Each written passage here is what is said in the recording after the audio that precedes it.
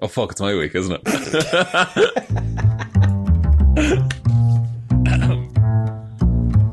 What is going on, everybody? Welcome back to another week of Hero or Zero here on the Heroes for Hire podcast. My name is Shaun Meehan, and joining me as always is my partner in crime, Mr. Conor Lawler. Hi Shaun, I'm very excited to be here. Not a lot everyone knows, but you forgot to do your own intro there a few seconds ago. Oh no, I left that in the intro. It goes, oh, it's my week, then the intro plays, and then we're doing this. I think this is going to be good. It's going to be good. It's a good start to the week. We don't normally talk about it, but Shaun does he does 1 out of every 6. Yeah, and it's one out of every 5 most weeks since Movie Monthlies went, we don't like to talk about that, do we? But, Conor, what's Hero or Zero? Tell people. Hero or Zero is the show where we choose one comic book character every single week. We talk their good points and their bad points, and we generally just give you a bit of a rundown of everything to do with that character. I normally choose DC characters, and Shaun normally chooses Marvel characters. So, last week, I did the Royal Flush Gag, which were a little known team that appeared in the animated series and not a lot of comic books, but Shaun, it is now your week, which means Marvel, and it means, I can only assume, terrible reports made from mediocre men. Wow, we're coming in hot this week. I was trying to come up with a word that started with M to alliterate with Marvel. Marvellous is another, No, it had to be degrading. Oh, okay. It is a tough one, actually, yeah. Miserable? Miserable actually would have worked as well. I think mediocre is more offensive because it means you're somewhat good, but not good enough. That's true. Well, actually, Conor, interesting you say this, because speaking of things that start with M, the character I picked this week is the Minotaur.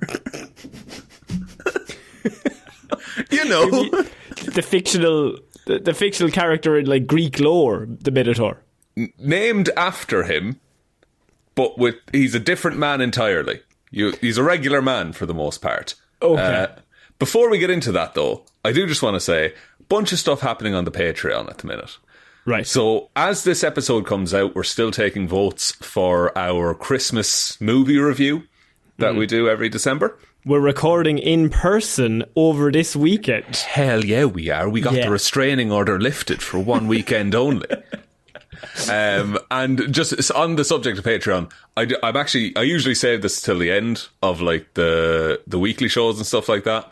But I do just want to give a shout out to all of our patrons at the start, because we've had a few new ones, and especially around Christmas, it is an expensive time of year. We really appreciate people sticking around and helping us to make the show. Also, people might not know, there's a little fucking game that people play with the Patreon names where they changed them to be as long and convoluted as possible, making it difficult for me to say. They get the great quality that we review movies every single month on the Patreon, but not only that, they get to fuck with Shaun on an almost weekly basis, and I can only endorse that. Connor set up 15 alt accounts just by himself. So, big shout outs go to Róisín and Baby Ben Palmer, Joe Burney, Ryan Komatsu Dozer Enthusiast Evanson, Waffles Loves You and Hopes You Have a Good Day, David Clarke, Shaun Chuck It in the Wash and It'll Be Grand Jamieson, Dominic, Anna Irish Walrus Forever Hjelmroos, Danny McLaughlin, Lordsmish, Michelle Browne, Michaela Doughty, Frost kind of wants to hear the proposal story. Whose proposal story, Conor? There's just so many. There's so many proposals on this podcast. I'll tell that story on the Christmas review if you want. It's a secret one. It's a secret one. Yeah. There's a whole bunch of twists and turns in it. Thank you also to Ed Ball. Conor and Lorraine are renting a human-sized hamster wheel to see all the ocean ghosts. Okay, Russ Okay Shaun, never mind hilarious anecdotes. I need Japanese ones involving either Pokemon or marriage proposals. Parfitt. Again, it's all coming on the review. There's a theme. God, if I'd known it would be this in high demand. Jackson Brueheim is honoured to be picked as Shaun's replacement and has already claimed his parking space. Liz had a few too many on St. Paddy's Day and tipsily subscribed to the Patreon. Ciara Lawler, Judge Lahey, The Amazing World of Keza, Kyle Borowski, Luke is back to the future of days past, Rory screamed when he was responded to on Twitter, We'll keep doing it, so that's great. And Shaun and Shaun's girlfriend Charlotte, who is forced to listen to the podcast and over time has learned to love it through osmosis. That's what we're going for, ladies and gentlemen. I just want to torture people into liking it. That's how me and Conor became friends. That, by the way, that list is getting longer, so we want to thank everyone. That took a lot longer than it would have taken this time last year. That's true. It would have been a brief 30 seconds last year. Thank you very much to everyone for their support. The new Christmas movie is coming out we also reviewed Batman and Robin Sub-Zero from last month, so kind of Christmassy. That's icy, that's wintry. That's icy. But Shaun, enough of that. It's now time to get into the Minotaur, Marvel characters, mediocre report. Shaun, I'm excited for it all. It's time to delve into this labyrinth, ladies and folks. So, Dario Agger is his name. Capital D as an initial, and then Agger at the end. He's a dagger of a man. Right. He first appeared in Thor God of Thunder in February, number 19, in February of 2014. So he's quite new in the world of comic book Why characters. are Thor comics always involved in all these weird fucking gods? We had the same with Cucullin, when Cucullin pretended to be a baby just to beat up Thor. That's from Irish mythology, Conor. Thor's a great vehicle for weird character designs, so I think they just like using him for that. Okay.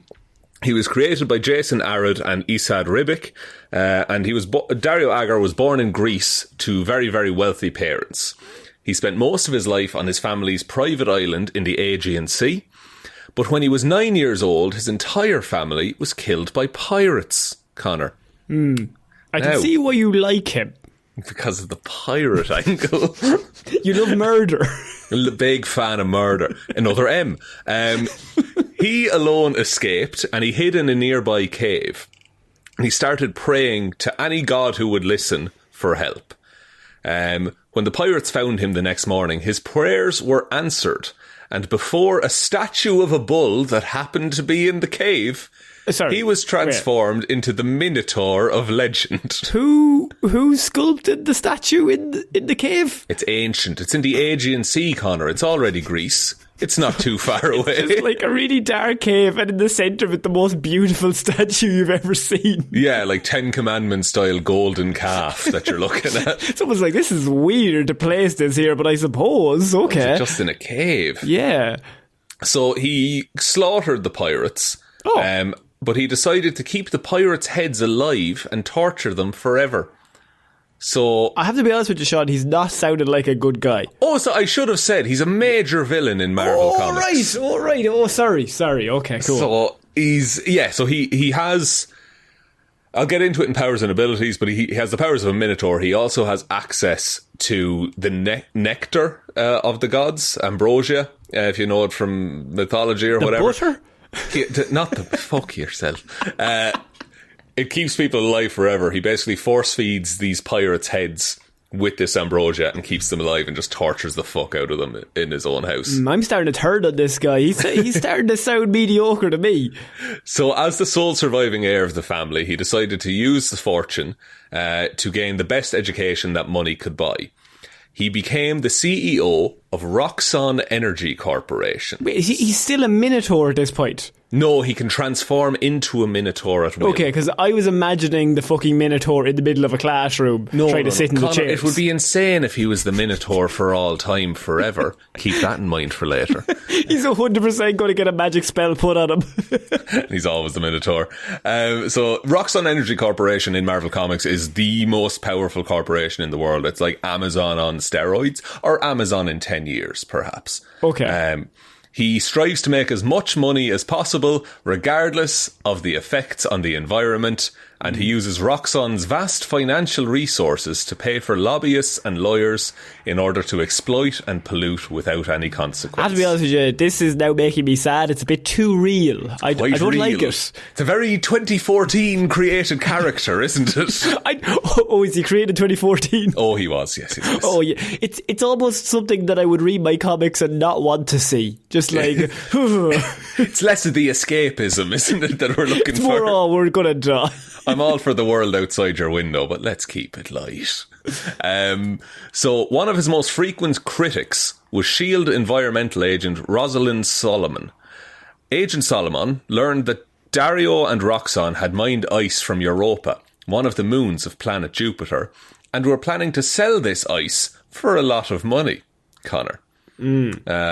Solomon decided to teach them a lesson by convincing Thor, the god of thunder, to bring an even larger chunk of ice from the realm of Jotunheim and give it away for free. That's the worst plan I've ever heard. There's this beautiful panel where Thor rocks up carrying half a goddamn glacier. Yeah. And it's just like, I heard the people of Earth needed some ice. Like, I love the idea that the bad guy's like, I'm going to sell 2 nuclear bombs, and the good guy's plan is, we have 3 nuclear bombs that we can sell to you, bad guy. Don't worry about it. Now we control the market. Perfect. So Dario brushed off Thor's interference at first. However, he was forced to deal with Thor after Agent Solomon explained Roxxon's negative effects on the environment to him. So this is the first time Thor has ever heard about like global warming or anything. So you're telling me he could have brought a fucking gallon of ice, like a half a world full of fucking glaciers, and saved us all? Yeah, but I don't think that would save things at this point. I think no, it's he more needs a big hose, that, like a suction, to take some water out. What if we turn on all of the taps and fill up the sea again? Clever. So Thor is livid at the effects that Roxxon is having on the environment, and he destroys some of its factories with a blast of lightning. Dario angrily asked his lawyers what they should do about it. When his lawyers reasonably responded that we can't really do anything, he's a god, he can do whatever he wants, Dario fed some of them to bloodthirsty bears. Oh, pretty nice. Yeah, it's a standard legal practice, I think you'll find. If you were one that didn't get fed to the bears, there's a lot of pressure in the next press conference. It really, it sets the tone for the next quarter. I feel like, no, next time the AGM happens, you're like shitting yourself. You're like, well, actually, I think we should do this. They just start feeding you honey and shit like that. There's just 2 bears in the corner just like punching their own hands. So Thor eventually had to go away and he was helping the Avengers. Dario decided to get back at him for destroying his factories by building a floating island full of factories above Broxton, Oklahoma. The reason Broxton, Oklahoma is significant, in the comics, that's New Asgard. That's where a bunch of Asgardians live and have settled on Right, Earth. okay. So Dario's just like, alright, I'll put fucking factories in the sky over your home. So he's just a dickhead. He's a dickhead for absolutely... Like, fair enough, your parents were killed by pirates. Some people would become heroes from that. Take that up with the Black Pearl. Yeah. That's not our problem. Stop drilling for coal. Ironically, pirates have nothing to do with drilling for coal. No, it's not like you're harming them. Well, you are in the long run, I suppose. I suppose. So Dario knew that this would infuriate Thor, and he waited for the God of Thunder to appear on the floating island that he built. Now that Thor is like a full-on like world peace, like he's all about saving the planet now. Yeah, he's a tree-hugging hippie. Like, he learned 3 weeks ago that the global warming's a thing, and he's like, why are we not doing anything? He's walking around in a Just Stop Oil like orange shirt. That's how they do it now. When Thor arrived, Dario and his remaining lawyers slapped him with a lawsuit for destroying Roxxon's factories and an injunction forbidding him from entering Broxton. Can you sue a god, is the question. Well, this is the thing, because technically you can, but will the god care? Well, so I'm allowed to sue God right now, the Catholic God. Yeah, if you want, like, do you have a case? And if I get a restraining order, what happens then? A restraining order on God is... God, that is a tough one. You think you're everywhere, not anymore, pal. Not within 500 metres of me, friend. 20 fucking metres. What about Santa? Why would you want a restraining order on Santa? I just hate the system. I hate the festivities. I don't want people to be happy. I will go to all my enemies' houses and sit outside them with my restraining order. I feel if that's the way you live... Oh, you want to actively stop Santa from coming to other people? Yeah, no, I'm getting the restraining order, but I'm not spending it at home Christmas Eve. I'm going straight to their house. You're at the orphanage. Like. I'm getting it. Going straight to the orphanage, standing outside in the rain all night, making sure... Look, some call me a hater. I'm just trying to do what I think is right. Those kids annoyed me. And it's worse because they don't even get... Santa can't come, so... they're not even going to get coal where they think they're bad. They're just not going to understand what's going on. Just nothing. You're perfectly nothing all somehow year. This is worse. Somehow I am mediocre even in terms of getting gifts. At least the coal would have warmed our tired bones, they say. Back to this as well. Thor was undeterred by the injunction, and he snuck into Broxton looking for a way to stop Dario. Thor eventually confronted Dario as he was ordering people out of a diner that he planned to tear down. That was when Dario sprang a trap. Oh. Dario had made a secret deal with the leader of the rock trolls, Ulik, that allowed Ulik and a large group of trolls to live beneath Broxton in exchange for attacking Thor. My arm is up. Yeah. But in all of this, he never actually turns into the half horse, half man. I was waiting for when you would ask. Because also, a Minotaur is half a bull, half a man. Sorry, my apologies. But throughout all of this, he's just a regular man. So he's just a shithouse. He's just a prick. For no reason. No reason at all. There's no reason he should be acting like this. But can he turn into a Minotaur at any given time? Whenever he wants, yes. So, and when he does that, he has god powers. Yes. And you're fighting he has all Thor. the powers of a Minotaur, which is being half a bull. Yeah, but would he have a better chance against Thor? Oh, sorry, he will. If he's fighting Thor, he'll bust out the Minotaur form. Yeah, but he's now fighting he's making illegally. all these shady land deals. He's just a man. He's doing the Kevin Spacey Superman Returns plan. That's it, yeah. But somehow he's nicer than Kevin Spacey is. How is that possible? We didn't think it could happen. The trolls also turned on Dario slightly and killed his remaining lawyers. Oh, pretty good. So, Dario then panics and tells the trolls, listen, you can do whatever you want to Broxton. This is when he unveiled his true form of the Minotaur to Thor and explained his ultimate goal was to exploit all of Earth's natural resources before moving on to a new area. I mean, I don't know where this motivation comes from. This guy might be the biggest shithouse we've ever covered. He just wants to mine the planet dry and then leave. For no benefit. No benefit. I guess he's rich, but But what's the point of being rich if you're going to destroy the planet on which you have the currency? Then when you move planets, that currency now means nothing. This is the thing. And look, maybe it's some kind of commentary on... a late stage of some kind of ism. Listen up, Bezos, they said. This is for you. This is for you in the back. So, so the trolls were defeated by the combined forces of the Asgardians and S.H.I.E.L.D., but Ulik, the leader of the trolls, was able to flee and Broxton was left in ruins. This next bit is why I wanted to bring this character to you. Because Dario, the Minotaur, pleads ignorance to the whole incident.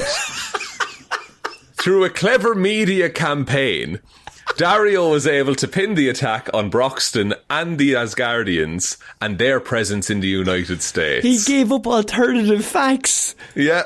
He provided another source. I mean, this is the most on-the-nose story I've ever heard. It's really of the time. They are punching you in the fucking face. After giving a speech that blasted the Asgardians, Agent Solomon confronted him and punched him in the face. Good. Dario threatened legal action against Solomon, but Solomon reminded Dario that he had killed all of his lawyers. Tough to hire new ones when they're like, what's the kind of turnover of, we've had 10 and 4 killed by trolls, 5 killed by bears. I killed one with my bare hands. Well, my Minotaur hands. I don't have bare My hands. apologies. My Minotaur hooves. My hooves. So then I'm going to gloss over a bit because he just kind of pops up, and he was written for this story and then they didn't know Just what to to be do a with it. shithouse. Pretty much, yeah. So he teams up with Malekith for a while, the Dark Elf, learns about the 9 realms, and is like, oh, okay, I got 8 more to conquer. That's my new plan. He leads an attack. It doesn't go well. And he is... He goes through several rounds of strategic media campaigns to get out of it, but eventually he's outed as being a bastard. But he's still super rich, so no one can touch him. So... No, this isn't real. It's not like real life anymore. I don't think so. There's no comeuppance in real life. Also, €10 to someone who, other than us two, who knows where Malekith the elf comes from. We've all seen the famous second Thor film. Dawn of the Dark World, reviewed on our Patreon recently. Go click on it. Seeing the consequence of Roxxon's betrayal of humanity was little more than manageable public backlash. So he's still like, I can come back from this. Yeah, well, obviously. What he does, he adopts the Minotaur form full time as testament to his untouchability. I mean, and then it's like, you either take me as I am, I have a defect, I'm just like ye fucking losers. I'm just like you regular people. And now if you insult me, it's kinda racist, but like not really. Yeah, but I'll claim that, like, if anyone attacks me. So then this is the point where they run out of Thor stories and they decide, we'll just make him a Hulk villain. So the Hulk destroys a vital server farm that causes Roxxon's media platforms to crash. And the Minotaur decides to visit Banner's longtime nemesis, Xemnu, who you've definitely not heard of. He's an alien that's strong and can control minds. Okay? I mean, the basic bitch of all the villains, yes. Pretty much. Xemnu agreed, and the Minotaur unleashed 4 monsters upon Phoenix, Xemnu was just Arizona. happy somebody was talking to him, to be honest with you. Xemnu's happy to get some screen time. He's paid by... He hasn't had a visitor in eons. He was in prison at the time, I think. Even more so. Nobody's come and visiting him. So Hulk and his allies appeared and fought the monsters, but one of the monsters Hulk fought released large parasites that threatens the lives of innocent civilians. That was when Xemnu appeared and rescued the people, using the situation and his mind control to appear to make himself the hero and make the Hulk appear to be the villain. He syndromed them. Exactly. Oh, okay. The Minotaur continued to use Xemnu's mind control not only to make Hulk look like a villain, but also to make Roxxon look like a noble company instead of a vile, greedy polluter. Dario also allowed Xemnu to feed on the staff of Roxxon. Xemnu eats people. Like, I mean, he just really dislikes his own staff. He just fucking hates. But he doesn't everything understand that if he eats them all, then he has nobody to run the company that he's telling everyone that's great. Oh, it's like all of those people should get together and, raise these concerns. Maybe some sort of form, I don't know. Formation, a joining of people. A team. Interesting. With the same goal, maybe? Oh, no, there's no possible way that could work. But yeah, like, again, it's too real. Yeah, okay. So, Bruce Banner had also been affected by Xemnu's mind control, and he was rendered unable to transform into the Hulk. He fully is like, that Hulk guy is actually a dickhead. And he's a prick. And this bull fella, he's looking great right now. He seems to have it all figured out, I'll tell you that. So that didn't last though, and the Hulk and his allies attacked Roxxon's HQ to end Dario and Xemnu's scheme. That was when the Minotaur discovered that Xemnu had transformed the people he fed on into deformed human Xemnu hybrids under his command. To make friends, because nobody talks to Xemnu, of course. No one knows what Xemnu's up to day to day. Nobody knows who he is, nobody knows what he's up to or any of his interests. He's making them some friends. When the Minotaur objected to this, Xemnu consumed him and turned him into a minion as well. What? Yeah, he just fucking gets it. Xemnu, plot twist.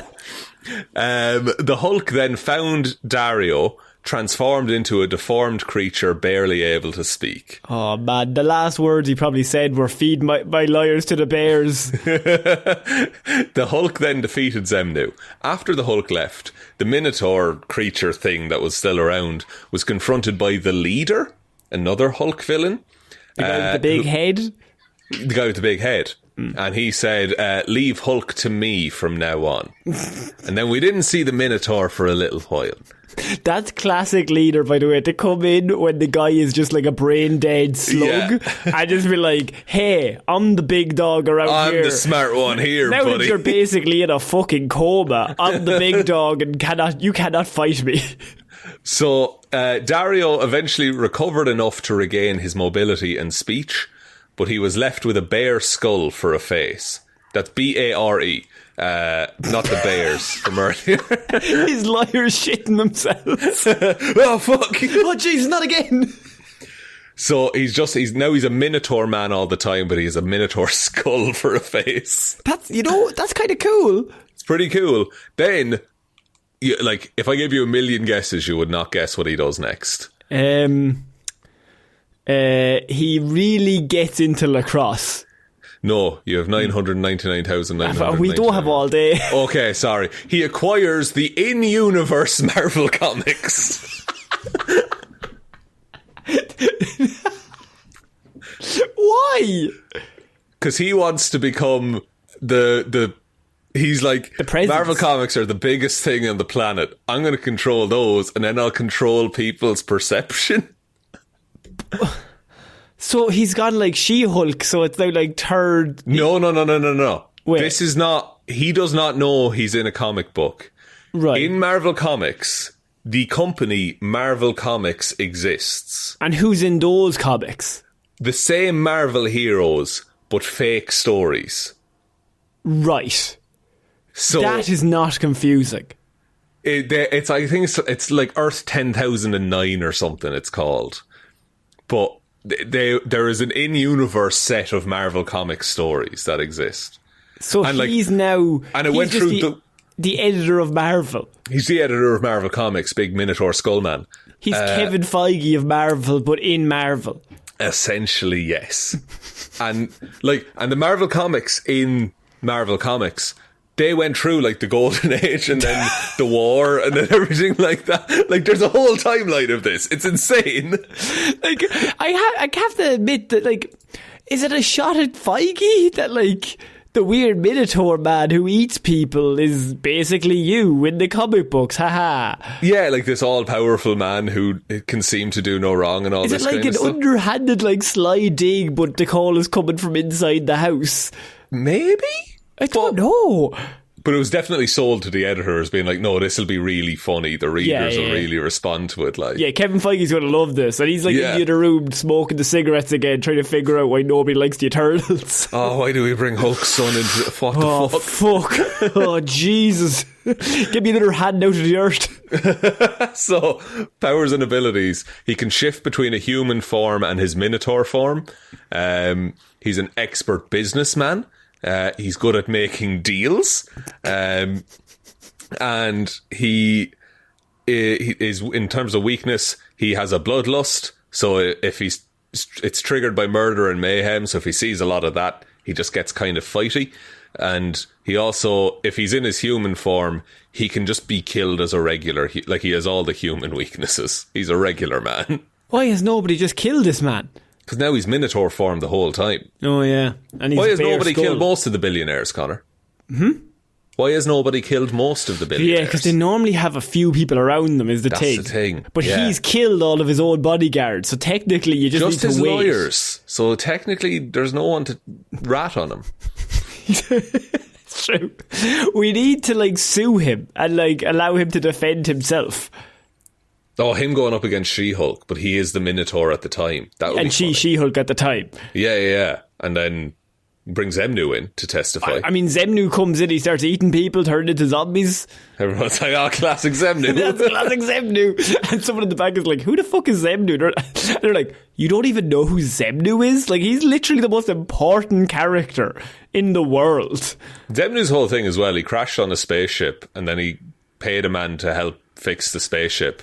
I was like, I'm going to kill everyone on Earth and then leave in this spaceship, but you can come with me. And the guy is like just looking at him like, well, yes, that is a pretty good deal. So you're saying I'm alive. So I live. I'm fine. I'm good. That's a report on the Minotaur, Connor. I mean, Shaun, I want to say that was good. That character is too real, I think. I don't like him. There's no escapism in a megalomaniacal businessman, I don't think. No, it just makes me feel sad. And yeah. I can understand though the appeal as a villain that like he always gets away with it. It's kind of like he's a classic like wrestling villain of like he's always cheating but he never actually gets any comeuppance. Yeah, people like so like readers are like, oh, okay, he's just being a shitbird, and then people in universe are like, well, I guess that's just what the rich people do. That was a great report, Shaun. Thank you very much. Thanks, bud. Appreciate it. I'll see you soon. We can say that now. I'll see you soon. See you soon in person. I haven't seen you since last Christmas in person. That is actually true. Once a year. I want to let everyone know, apologies about Weird News Wednesday this week. I actually had to bring a family member to the hospital. So I was a bit busy on Wednesday evening. So if you have to pick an excuse, that's a last minute rescheduling had to be done. So a Weird News Classic had to go out. My apologies. I'm sure we'll be back this week. I'm pretty sure. And look, if we're not, it's fine. We'll try out a classic. As excuses and you can listen go, to those or not. Like, I'll take it. Yeah, 100%. And what an episode to put out as well. We had Dozer talk. The Dozer talk. But yeah, so if you like this report, we've done hundreds of other characters here for Hero Zero. We've done I can't even. I was going to start naming them, but there's too many. We've done the Human Torch. We've done Nightwing. We've done Craven the Hunter 3 times. One of them will be good.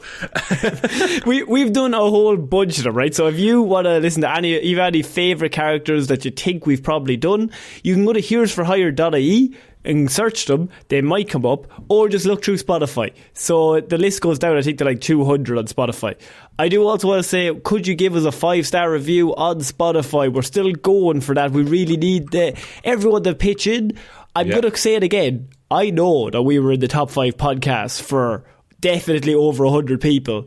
I've seen the numbers, and somebody's holding out with a shot. So I don't know why you're holding back, whether you're waiting for the prime opportunity. Because that's now. Because we're in your top 5. We know. We can see it in the Spotify Wrapped. Do you know what else we can see? We can see what music you're listening to as well. So I can fucking narrow this down right quick. You're taking a shit. I can see that. But so if we could get 100 5-star reviews before the end of the year, that would be amazing. If you haven't done that, please do that now. If you could give us a follow on all the socials, you know where they are. And as we mentioned, the Patreon, that link is down below if you want to head on over there and support us that way. But most importantly, you can just tell one human being that we exist. Just the one, please. So I have been Conor Lorraine. I have been Shaun Meehan. And we shall see you all next week, guys. Bye. Bye.